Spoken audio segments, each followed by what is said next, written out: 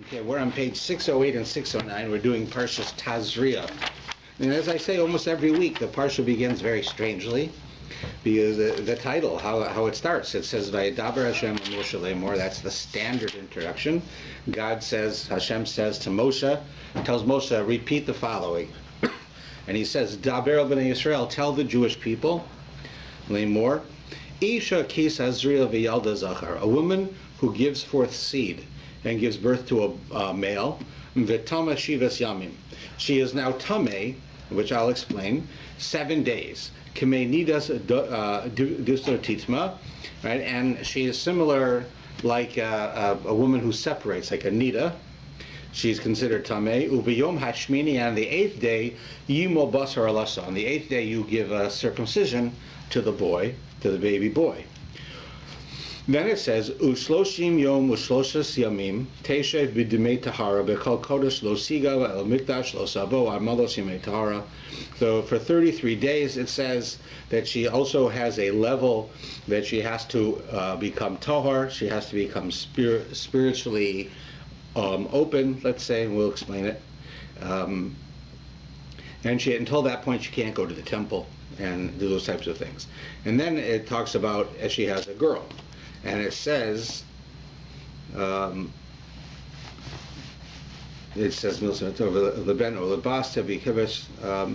happens if she has a girl? Let's see, it says it right here. She gives birth to a female. She has the same type of higher level of this impurity for 2 weeks, and for twice as long as the boy, she also has to stay away from the temple until she's prepared to go in. So it sounds here like your textbook example of sexism.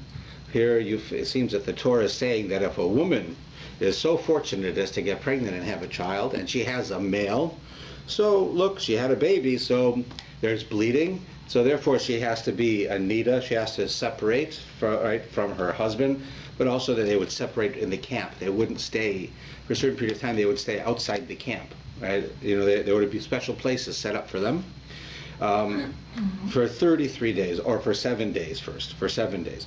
And then it says on the 8th day you do a circumcision. But if she's this woman is fortunate enough to get pregnant, and then she goes and she makes the error of having a girl, then she has to go for 2 weeks away, not 1 week, and the 66 days she has to wait until she can go into the temple. So it sounds clearly like everybody says that Judaism is sexist. Here you have an example where the woman gives birth to a boy, and she's got to stay away for 7 days, and she gives birth to a girl, she has to wait for 14 days. It's like a penalty. Like, what did she do wrong? That she has to stay away twice as long because she had a girl. She had a boy, you know, then it wouldn't be so bad. That's what it sounds like, and such is the case when most people who are not part of the tradition, they don't understand the tradition, read the Torah. They take the Torah very, very plainly. They take it like a law book. Like if you read a law book today that they have here in Canada, so the law book is extremely specific. It tells you the law, and they work very diligently to make sure that every word of the law is said correctly, so that when you read it, you will understand the entire law just by reading what it says. The Torah is not written that way. The Torah is written in a way that tells you some information, but it presumes that you understand that the Torah has to be understood. It is not to be taken totally in a literal sense. A literal sense makes sense as well, but it has to be understood by applying various forms of logic that Hashem gave to Moshe in order to understand and to learn more. Also have to understand that with this written book came an entire oral tradition of laws. The overwhelming majority of the laws, right, that we can see are found in the Talmud, in the Gemara, or the oral law, which is not the written one. This is the written one. Now, it's not that you can't find it here. If you have the tools, you can find everything from the oral law in the written Torah, but it's not simply in front of you. So then, you know, like I was reading in the newspaper today, and yesterday, people were trying to say that, you know, do we complain about honor killings with the Muslims? It's no worse with the Jews and the Christians. They say, why? If you look in the Old Testament, you look in the Torah, and it says that if a Kohen's daughter goes and has illicit relations, right, that she's not supposed to have, she should be burned to death. what it says. So why is it any different than honor killings by the Muslims? They have a daughter, she goes and has relations with someone, or she's suspected of having relations, out of honor for the family, they kill her. Why is that different? The simple reading, it's not different. It's a different law, but it sounds that it's just as bad. But the fact is, that's not what the Torah means. And no one throughout history has ever interpreted it that way, nor has it ever been done that way. And not only that, it certainly can't be done today. But it was never done that way. It was never supposed to be done that way. The Torah writes things in a way that you have to understand what the Torah is saying. It's not like a modern law book. So when they try to compare the two, all it does is show how ignorant the writer of that letter is. Because he's using his background and his training in Western ideas.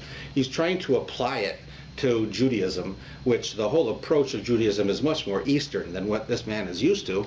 And he sounds foolish to anybody who understands Judaism. And it's the same thing here. And we'll explain why. Now, I've just told you, the difference is a woman has a girl, she's considered a nida for twice as long as if she has a boy. Now, the words tuma and tahara, we've had them a lot, but just to review them, it says the woman is tameh, which means she has tuma. And tuma means that for some reason there's a void, there's a vacuum, whereas she is unable for a certain period of time to be able to accept certain types of spirituality, to go into certain places that have an innate holiness. You go into the Beis Hamikdash, there's an innate holiness in that location. A person who is tameh is not allowed to enter. Not just a woman, anybody is not allowed to enter. So it's just defining one of the ways that a woman becomes tameh is when she has a child, because of the bleeding that she has. She's not supposed to go into the temple. If she touches a dead person, she also wouldn't go in the temple, a man also. So there are many, many reasons why that happens.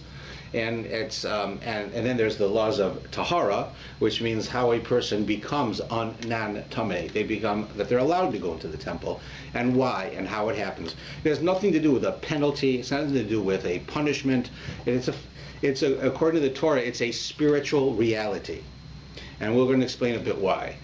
So let's look at our case here, and we'll understand it better. We have a woman who gives birth to a boy. She's for 7 days has to separate. And when she gives birth to a girl, she has to separate for 14 days. Now, let us take a look at what's going on here. We understand that the tameh that she has to separate for, it happens because of the following. Whenever you have something that has spiritual potential, and that spiritual potential is not fulfilled for whatever reason, and I don't mean that there's a punishment, it's simply not fulfilled. It doesn't fulfill its potential. So then it goes away. It disappears. When that leaves, so the potential holiness leaves, it leaves behind a vacuum. And the spiritual world, just like the physical world, nature hates vacuums, right? And it wants to fill it with something. So if you take potential holiness, potential that a person has that is not fulfilled, that holiness is not used, that potential is not used, then it dissipates, it leaves, and what's left behind is tuma, which is sort of like anti-holiness. It's not a bad thing. It means that you've lost the capability to have the holiness in a special way. And therefore, if for instance, the highest level of tuma comes from being in contact with the dead body of a human being. Because a human being has the greatest potential for holiness. So when that potential is ended, when the person dies, they no longer can do anything. So then the holiness leaves, right? The soul of the person leaves. And what's left behind is the highest level of tuma, because the highest potential for holiness was there. If you go to an animal has less of a potential, there's less of a holiness. So each one of these things have it. So for instance, when a woman has menstruation, so what is happening there? What's happening there, it's a scientific reality. She has an egg. If the egg becomes fertilized, it becomes a child, a human being. If it doesn't become fertilized, the egg dies. And it leaves her. It leaves her in a form of like blood. Right? That's what we have. Right? It's a common thing. The egg is there on the idea that it would become a human being. It doesn't.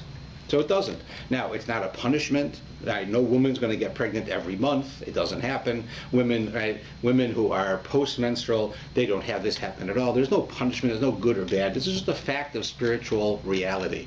that when potential, what did you have here? You had an egg. The egg was a potential life. If that egg would have become fertilized, so then it would become a life.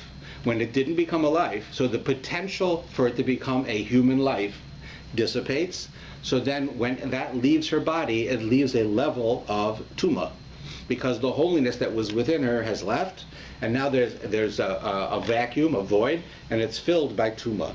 That's how it's understood. Again, it's not a penalty or a punishment. It's just a fact of spiritual reality, that whenever you lose something that has potential for holiness and it's not fulfilled, then the opposite is what fills that space. So what happens if you had, say, a cancerous tumor removed? Okay, and? No, I'm saying what would happen to your tumor? It had no potential for a good life. Right. If the part of the human body is large enough, that would be like a limb. So that's supposed to be kept with the human body. Like, that should be buried. Even if they cut off a person's arm, for instance, and that person stays alive, the arm should be buried, because there's a certain amount of holiness to the body, and it should be disposed of in a respectful way. The idea is, though, is that in the case of a tumor, there was no potential for holiness from a tumor, right? With a woman who has an egg within her, that egg does have a potential to become a person. And therefore, when it leaves, that's why a woman becomes a nida, because the blood that comes from her is what it really is that's the egg, the remains of the egg that didn't become fertilized, and therefore it leaves, and what fills that space is tuma, is this lack of spiritual ability, because the spirituality was gone. So let's go back in time and look at where do we find the first case of a human being who has a child. Right? Adam, of course, was born as an adult, and he was created by God. And Eve also was created as an adult, and she was created through the assistance of Adam, but by God.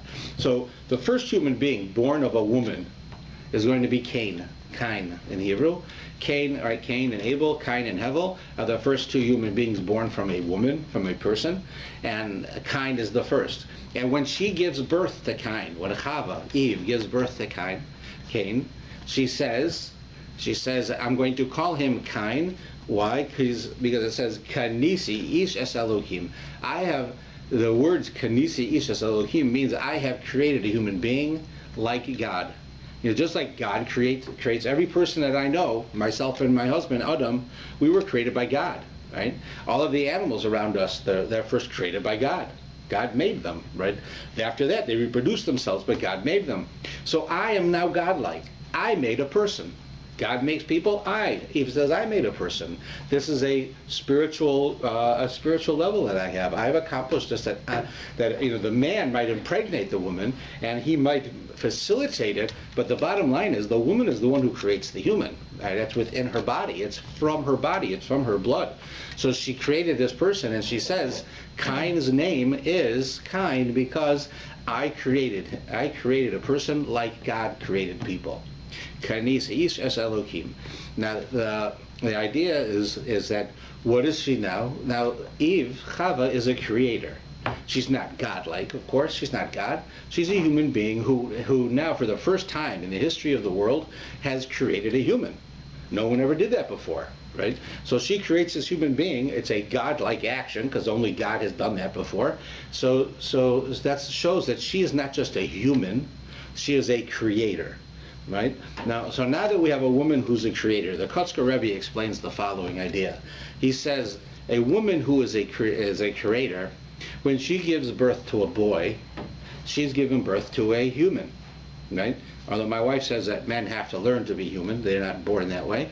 Nevertheless, the woman, she gave birth to a human, right? But when a woman gives birth to a female, the woman's giving birth to a creator. Not just a human. It's a human who creates, right? That's what the woman is. So when a woman, now let's put it together. So when a woman has an egg inside of her, and that egg does not become fertilized, and therefore the potential human life that would have been created was not created, and therefore the egg spoils, and it comes out from her, she becomes a nida. She becomes to the level of tahara lessens, the tuma increases, this spiritual impurity increases, and so for a period of time she has to go through a process until that goes away. So that's what we call nida. Right? That happens, right? That's the even practice today, and the reason is because the potential human being was came out of her. Whenever there is a lacking of spirituality, it's always filled with non-spirituality, and that's what happened here. So now when the woman gives birth, what is going on? First, the woman has a child inside of her. So she is now not only has her own potential, but she now has another soul inside of her, right? The child inside of her has a soul, even though the child is not independent. The child within her, right, has this soul. And therefore, this woman has two souls inside of her own and this baby's, right? When she gives birth to the baby, the spirituality of that soul leaves her, right? He goes out on his own, but it leaves her. So there's a vacuum left behind where that soul was, where that baby was. And tuma enters, this spiritual uncleanliness, so to speak, this inability to do certain spiritual things enters because the vacuum is left behind when she gives birth. And how much? Enough that it takes 30 days for that to dissipate.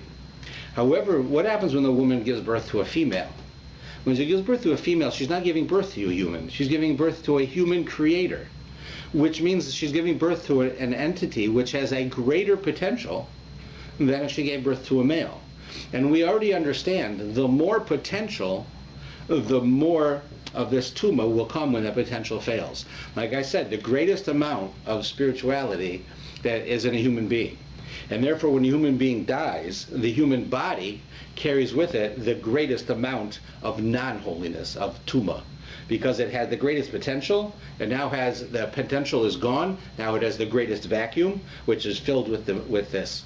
So when the woman now gives birth to a girl, she is now giving birth not just to a person, but to a creator, which means that she's not only giving up this other neshama that's within her, because she's giving birth, but she's also giving up the ability of that person to have children, because now she's independent. So now she's not giving birth to a person, she's giving birth to a creator. And therefore the level of holiness is greater, and the level of tuma, when it leaves her, is greater. So it takes longer for that to dissipate. It takes twice as long. So what we have from here is what originally appears to be a sexist statement, that women, who are so privileged give birth to a male. They're, special women, they give birth to a male. So they only have a very small penalty. But if a woman gives birth to a female, it's a nebuch, too bad, you gave birth to a girl, then you get a bigger penalty. Now we realize this is not a penalty, this is not a punishment, there's nothing to do with it. That's just how the outside world looks at it. We understand that when the woman gives birth to a boy, she's giving birth to a human. When she gives birth to a girl, she's giving birth to a human creator. So that the more tuma that enters her means the more potential there originally was. So the more potential was when she gave birth to the girl. So it originally looks like a sexist statement that makes women penalized for giving birth to girls, and girls being worse than boys, is it actually says just the opposite. But we also understand another rule, which is that while in the West where we live, if you have more than one thing, and those things are not exactly the same, we presume that those things, one is better and one's worse.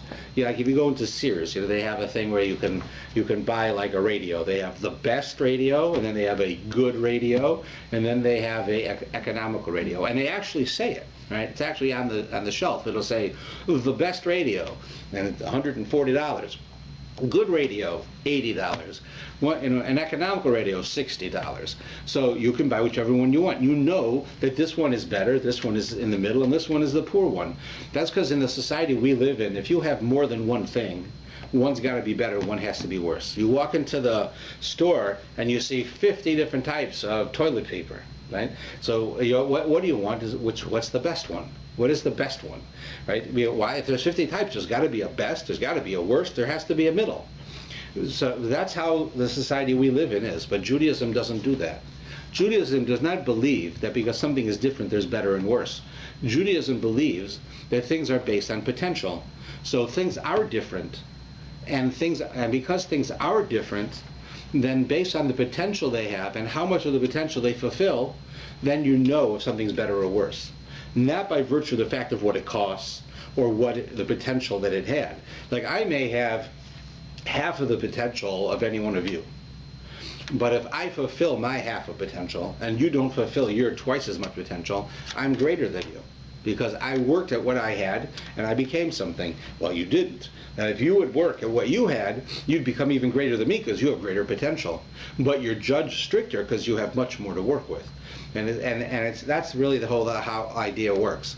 The more potential, the more abilities something has, the more potential for failure it has, and the more potential for Tue May it has. Therefore, when a woman gives birth to a female, there is a greater amount of holiness brought into the world because of the potential of the female to have children.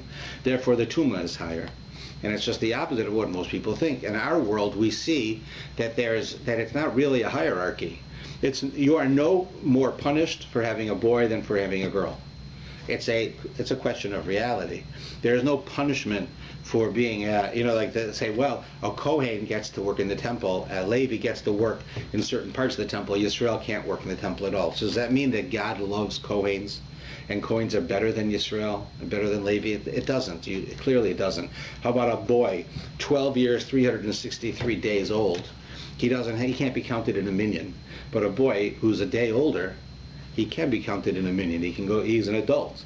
So does that mean we dislike children and we only like adults because at that age he becomes an adult and then he can be counted?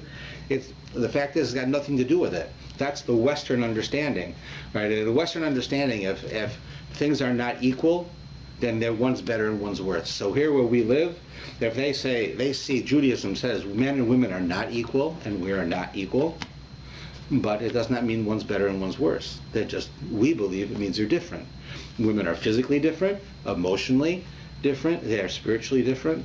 Each individual person is different from everyone else, but it doesn't make one better or worse. In the West, it does. What our belief is that it means that we're just different. And that's what that's telling us here. The fact that a woman gives birth to a girl means that the potential that she gave birth to is greater. Therefore, the loss of that within her causes a greater vacuum, which means she's filled with more of this Tue May, which takes longer to go away because she did something greater, not because she did something worse. So that's really what it's saying. So it's a radical change from what most people understand is what the Torah is telling us here. And that's the idea. And if we look at the Torah in this way throughout the entire Torah, that when something seems to hit us as being odd, it's just weird. Why can men have more than one wives and women can only have one husband? Why can men serve as a witness in court and women don't serve as in some cases? Why are there differences like that with younger people? Why do I have to give respect to an older person? Why does the Torah say that? Why do I have to be careful for a widow?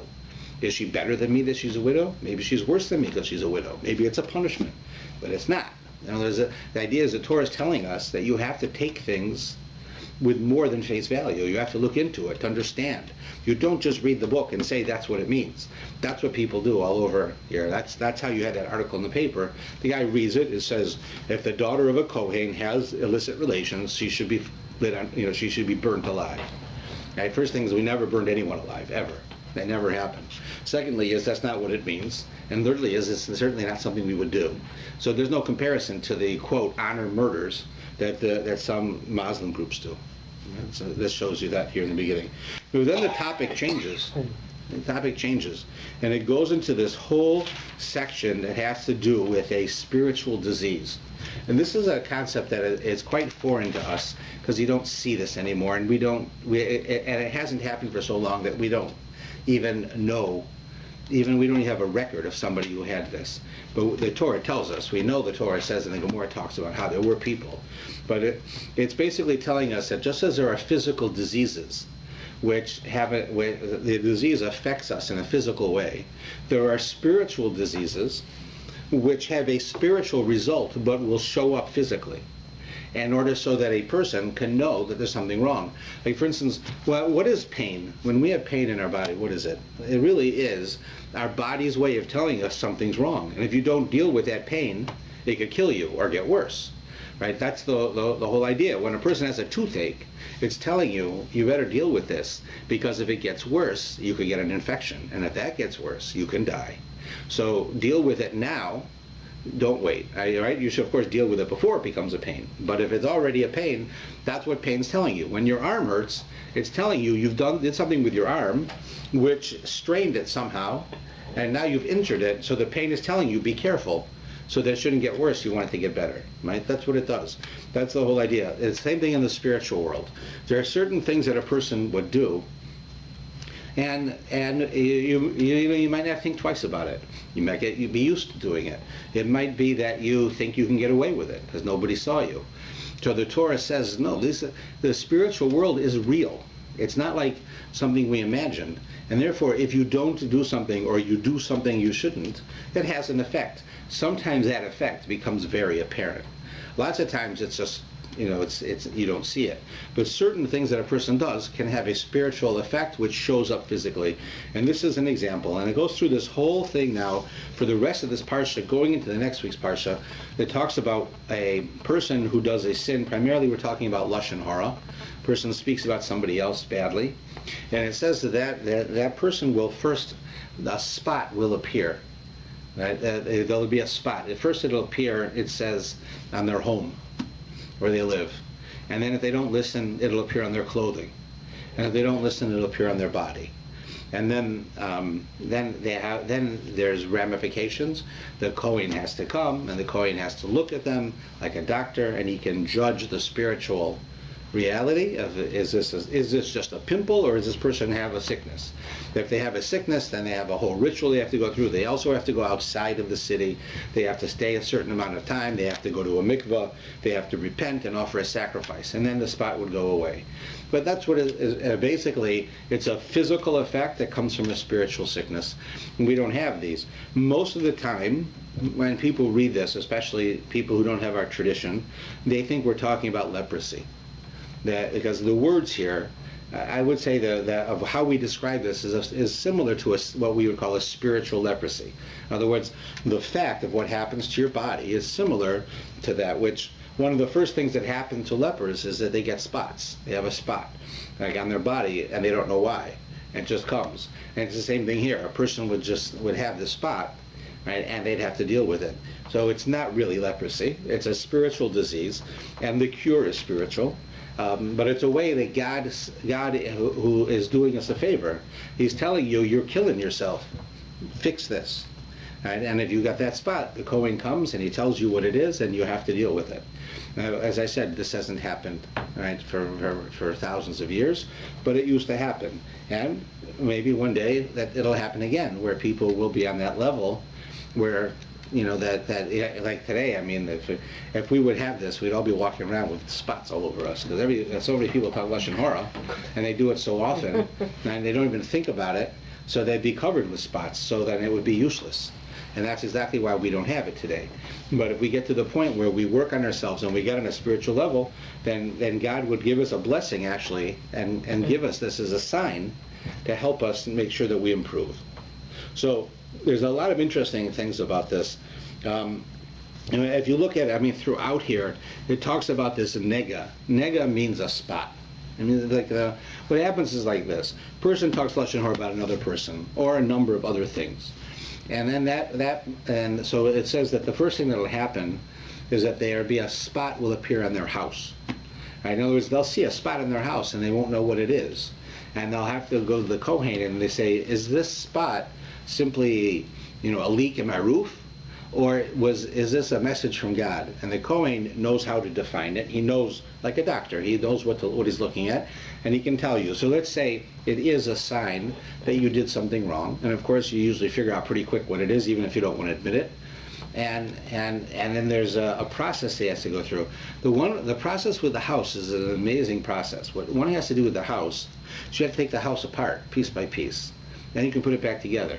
But if you take it apart, you'll then it'll then go away. Now, the commentators all ask, how does that fix the problem? Here you spoke lashon hara, so you got a spot on your house. You want to get rid of the spot. Of course, you have to repent, and you have to offer a sacrifice. But why do you want? Why does it mean you have to take your house apart? You have to take everything out of your house and put it in the lawn, then take your house apart and put it back together. So when you put it back together, the spot will be gone, and then you can put everything back in, and everything's fine. So there's a number of very interesting points here. First thing is remember, if a person spoke Lashon Hora, why do most people speak Lashon Hora? Usually it's because they have low self-esteem, and they want to knock the other person down, right? I see somebody, he's my next door neighbor, and he's got a job, and he buys himself a nice new car, and I say, like, what's with this guy? He wastes his money on new cars. And why do I say? Because I want a new car too, but I can't afford it. He's better at what he does than I am, so he makes more money, he can afford a new car, I can't. So because of my self-esteem, that I feel I should get a new car and he shouldn't, right? Then I'm going to say to people, look at that guy, and say something bad about him, and then next thing I know, I'm going to have a spot in my house. So the idea being is that I am sort of denying him what he deserves because I think I want it, right? Now, there's nothing wrong with my wanting it also, but I don't want him to have it because I want it. And if he has it, it makes me upset. So what it says is then you have to take apart your house. You have to take all of your belongings, put them outside. Now, a person who already feels that they're inadequate and they don't have what everybody else has is taking all of the stuff from the house, they're putting it on their front lawn. So everybody can see all your stuff, right? You have all of these items in your house, and 90% of the stuff in your house, you don't want people to see. You got stuff in the dining room, the living room, the kitchen, all right, you don't mind, but stuff in your bedroom, stuff in your bathroom, stuff in your closets, you don't want people seeing it. So now you have to take everything and take it outside in order to begin the process. So now here this person who's talking about other people, now everybody sees what he has, so they can talk about him. Now, of course, it's not so they can. They're not supposed to talk about him either, but people will. And the person who did the talking realizes people will because he did it himself. And therefore, it's a way of him coming to the realization of what he did, right? But then there's an interesting statement. It says in the Talmud that when they took apart their homes in order to put them back together again, they used to find treasures inside their houses. Because what happened is that when the Jews came into Israel, they took over the homes from the 7 nations that were living there. There were these pagans who lived in Israel, in Canaan, it was called then. And when God told the Jewish people to come and take your land, it's your land, they were living there. And and if they weren't going to be good neighbors, they were forced to leave. So they left, and they left behind their homes. So the Jews moved into the homes. But the Canaanites weren't stupid. They said, the Jews are coming, we better hide our belongings, or they're going to go through our houses, steal our stuff, and kill us. But they didn't realize what the Jews were like. So they hid all their, like say, their silver and their gold and all of their jewels in between the walls of the house, right? So nobody would find it. So now they leave. They don't, of course, I don't tell you. 10 years, 15, 20, 100 years go by. Nobody ever looks inside the walls of a house. Like, you ever do that? I never did that. Right? Suddenly, there's a reason they talk Lashon Hora. Now you got to take the house apart. They take the house apart and they find all this gold and silver inside. So now they get all the gold and silver. So the commentaries ask, you're taking the house apart because you did something wrong. You spoke Lashon Hora about someone. You spoke badly about someone. If that's the case, why are you getting a reward? Like, why is God giving you a reward? You found all this stuff that was inside the house. There's gold and silver. Now you're a rich person. Before, you were a poor person and you talked Lashon Hora. Now you're a rich person because you did that. So it doesn't sound like it's a very good thing. And it might encourage people to do the wrong thing. You're certainly giving a reward to a person who shouldn't be getting a reward. So the commentaries explain to us that the process that you go through in order to rid yourself of this spot on your house, as I said, you have to take all of your stuff outside. Everyone gets to see all your stuff. You then have to take your house apart and put it back together. And you really, we're not talking about you got to pay $100 or you got to say 5 prayers. We're talking about you taking your house apart and putting it back together. It's a big deal. And and you can very easily just say, you know what? I don't care. I'm not going to do it. I'll just go buy another house. I don't need this. What do I care about all this? It's a lot of work, and I'm not going to do it. And if a person goes and says, no, I got a spot in my house. I'm going to call the Kohen. The Kohen's going to come in. He's going to tell me what it is. Now the Kohen knows I did something wrong. Right?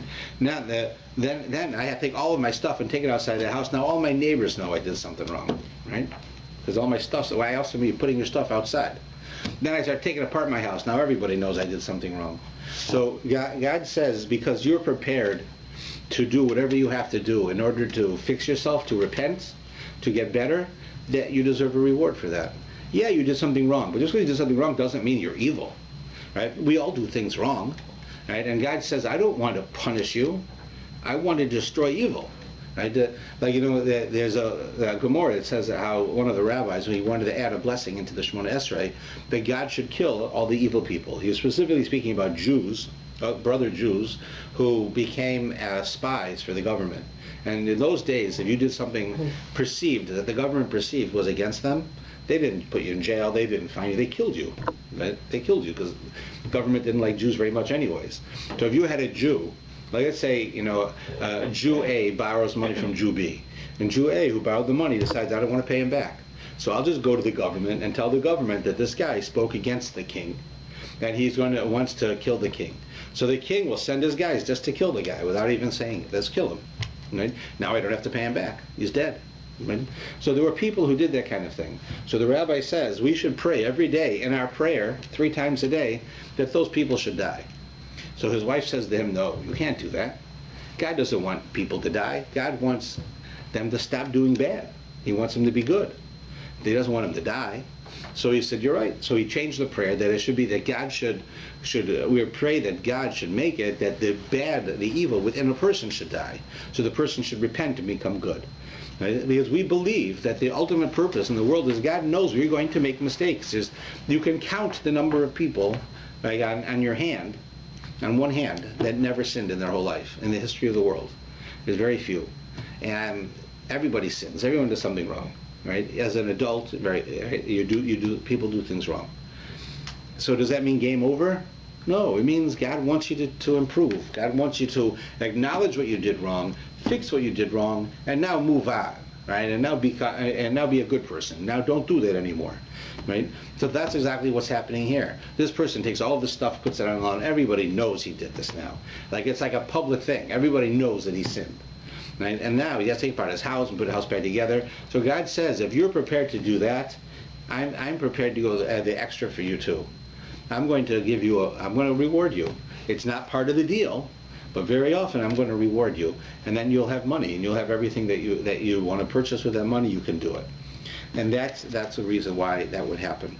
So then what would happen, let's say the person didn't change. He took apart his house, he put it back together, the spot goes, the next day he talks Lashon Hara again. Right? So now it goes onto his clothes.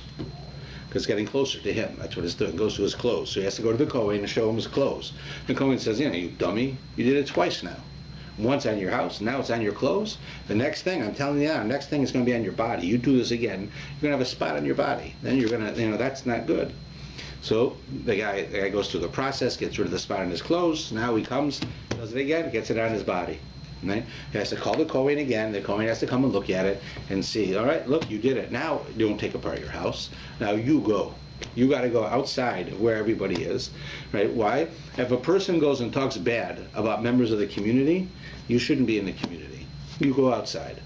You're going to go, if the community, right, the Jews are living in the desert, right, at first, or they're living in Jerusalem, you got to go outside the city, and you're going to live there, right? We'll take care of you. You're only there for a little while. But you need to know that when you do these types of things, you are separating yourself from the Jewish people. So we send you out. So what happens is it increases in severity until the person hopefully at that point, fixes themselves and it goes away. But the idea is that there was that disease. Now, one of the reasons you got that spiritual disease, as I said, one of the basic reasons that you got it was because you spoke Lashon Hara. Another reason that you got it was called Saros Ayin. Saros Ayin means a troubled eye. We might say here, I called it a jaundiced eye, as an English expression. But what it's telling you is that a person who has Saros Ayin means they're small-minded. That means that they don't think about the good of others. They think about themselves. And it says in Pirkei Avos, the difference between the students of Abraham, the students of Bilam, Abraham's students were good people, and students of Bilam were evil, was that the students of Bilam had Saros Ayin. They had this troubled eye. They were stingy, and they didn't care about people. Right? That's what it means. While Avraham's people, they had an Ayin Tova, had a good eye, which means when they looked at people, they wanted to help them. They gave to them. They weren't stingy. They were kind. They wanted to help other people. So here you have Tsaros ayin and ayin tova. Both have ayin. Ayin means eye in Hebrew. But it's also a letter of the alphabet, right? Ayin. And it's in the word nega. Nega means the spot that the person gets, right? So if you have a troubled eye, if you're stingy and mean, so you're going to get the spot. That's what it says, right? But if you're nice, so your eye have a good eye, so then you won't get the spot, right? You'll be a good person. So you take a look at the word nega. So nega is nun gimel ayin. At the end is the ayin, right? And ayin is the letter, but it's the same as the word ayin, right? The troubled eye, the ayin, it's the same thing. Yeah, it's just the letter. And there's another word that's spelled with the same three letters, and that's oneg. Like you have an oneg Shabbos, you've heard of that? And oneg means a joy or pleasure. Like if somebody gives you a piece of cake, you have oneg, you have joy because you eat the cake. You like the taste, it makes you happy. You have cake at happy occasions, right? So you would have an oneg. So that's why when you get invited to an oneg Shabbos on Friday night, you don't go there and they're just sitting around reading books. In oneg Shabbos, they'll have cake and they'll have chips and they'll have food and they'll say Torah and they'll sing songs, but you'll have a nice time. That's what oneg means. So is that ayin nun gimel? That's oneg. Is that Correct. an ayin? Yeah. It's the same word as nega, but the ayin is in the opposite space, right? So that's the point. It says that the difference between a joy, an oneg, and nega, a spot, according to the Chidush Yarim, the first Ger Rabbi of the Hasidic movement of Ger, he said the difference between the two is where you put your eye. If you put the ayin at the beginning, that's a good eye, that's oneg, that's joy. You cause joy in the world. If you put your ayin in at the end, so then you're writing nega, which means a spot of a sickness, right? And that happens because you have a tsaros ayin, because you're stingy and uncaring. Then you're a nega, you're like a spot of sickness. But he says it's all based on where you put the ayin. Where do you put your eye? Right? When you look at the world, he says, do you look at the world and you see the goodness in people? You see how I can help other people, how I can do things for people? Or do you see the world and say, how can I make money off them? What can I do to get them? How can I take advantage of them? Like a guy was telling me recently how sadly he had a car accident, and so when you have a car accident, you're not always yourself right away. It depends how bad it is. But it was bad enough that he wasn't himself. He wasn't thinking normally. And a guy comes over, people come over and they rush over and they want to help him. Are you okay? Did you get hurt? And they call an ambulance. He was okay, but you don't know. So people come, they're concerned. So the guy with a coat truck comes and he says, look, I saw you had this accident and I'll help you out.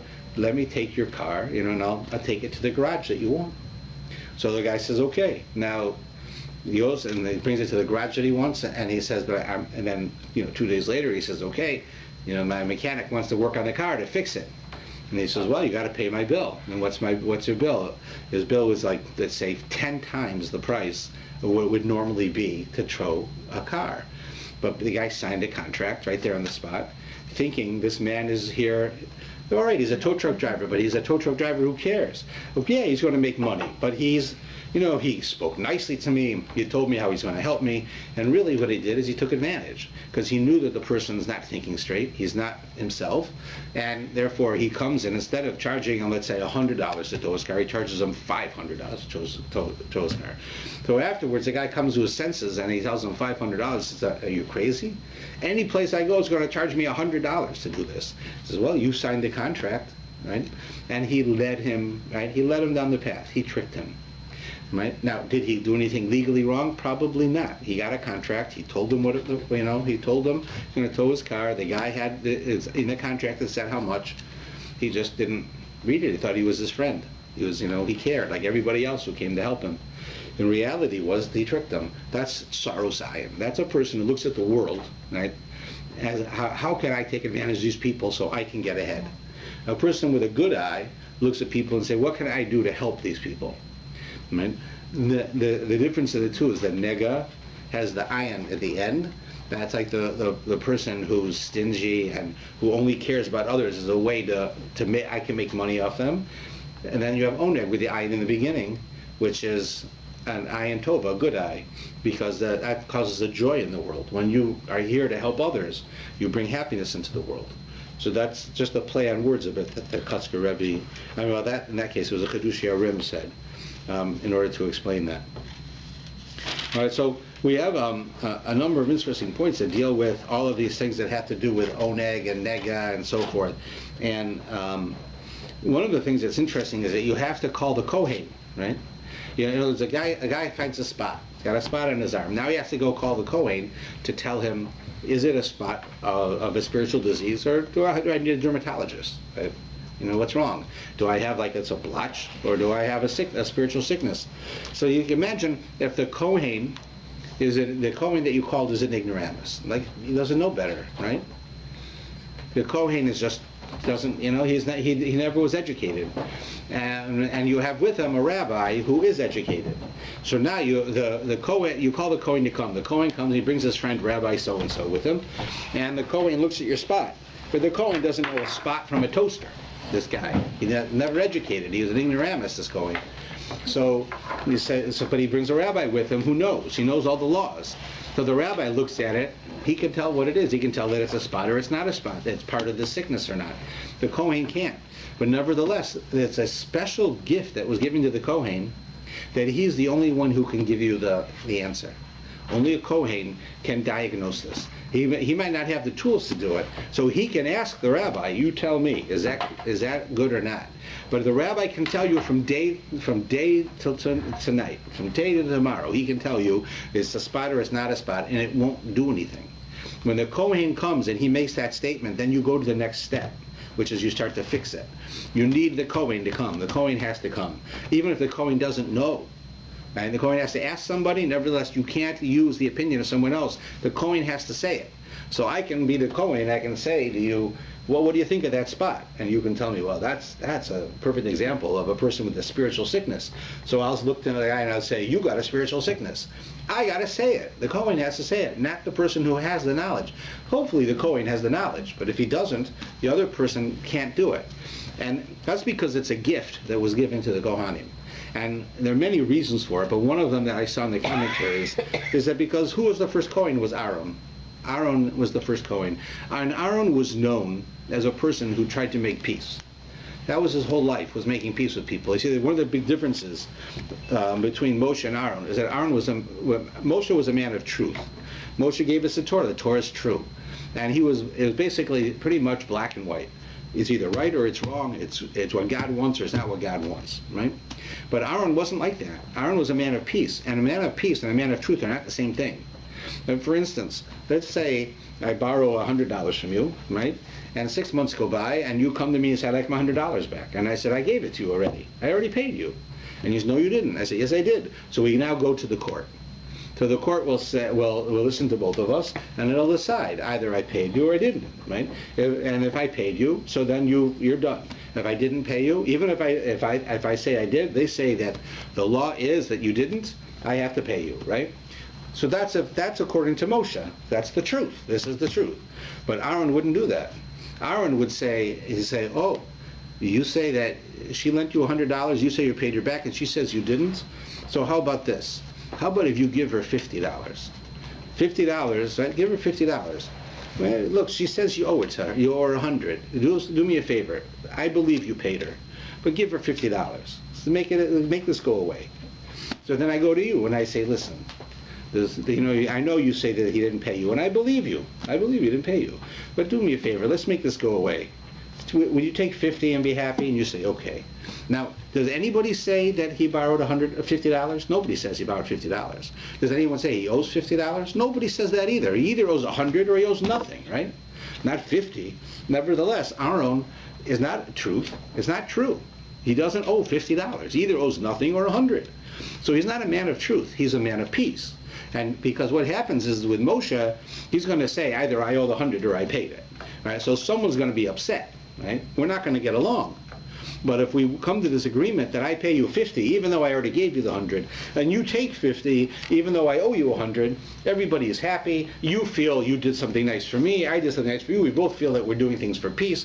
Everybody gets along, and it's the end of the story. That's Aaron. Aaron was the first Kohen, and Aaron was a man of peace.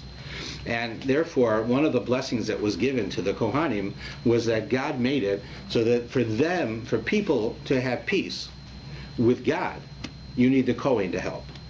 The Kohen is the one who offers the sacrifices to help make peace between us and God, to encourage us to do tshuva, to bring us closer to God. And in this case as well, when a person does something wrong and they get the spot, wherever it is at this point, you have to have the Kohen come. Why? Because you need to see that Kohen, and you have to remember, what's a Kohen? He's a man of peace. And what did I do when I was talking Lashon Hora? Or if I have this stinginess about me? I did the opposite. I don't make peace. When you talk Lashon Hora, you don't make peace. You make war. You know very well that it's all very easy for us to talk Lashon Hora about another person when they're not there, right? Because they're not there. But you're not going to do it to their face, and it's not so often they don't do it to their face because you don't want to say it to them. It's because you know that they're going to get mad and they're going to tell you you're wrong, right? So what are we doing? We're causing fighting among people by speaking Lashon Hora. So in order to fix it, you need somebody who represents peace. So that's why it has to be the Kohen. And even if the Kohen doesn't know, he doesn't know the rule, if this is a spot or not a spot, then he has to bring somebody with him. The person who knows can't tell you.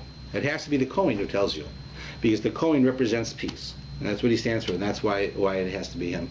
So you see that throughout the whole section. The Kohen has to come, the Kohen has to come, the Kohen. It's like some job, right? Going from house to house. You have like the Dr. Lipstick here who comes to your house. If you have your kids are sick, come over. He doesn't have an office. Right? So it's like you have a Kohen who doesn't have an office. He goes from house to house checking on spots. Right? Not much of a great job for a Kohen, but that's what he does, because he has to go and help people make peace between them and God, and between them and the other people. And that's really the ruling there. So this whole parsha deals with this whole thing. Usually this parsha is tied into next week's parsha, which is Parshas Mitzorah, which deals with the same issues, just more on it. But it's the idea is that it's that these parshas are put together because they're similar in concept. And this year it's not put together. Now, just to tell you, since we'll have to end here, one of the reasons that it's not put together this year, and other years it is how the calendar falls. Because you need to be able to read the Torah in its entirety, right, in a year.